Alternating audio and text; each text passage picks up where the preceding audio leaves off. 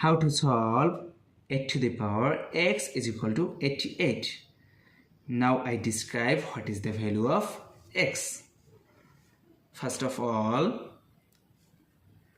8 to the power x is equal to 8 times 11. Then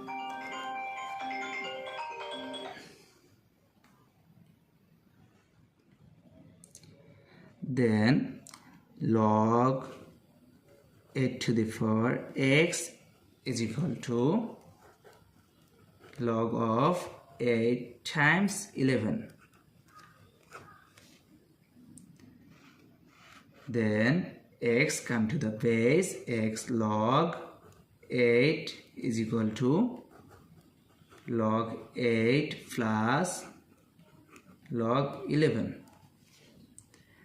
Then both sides are divided by log 8 log 8. Log 8 will be cancelled. X is equal to log 8 divided by log 8 plus log 11 divided by log 8. Log 8 will be cancelled. X is equal to 1 plus log 11 divided by log 8.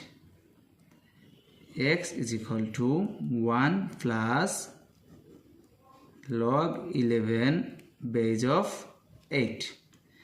So this is the final result of value of x.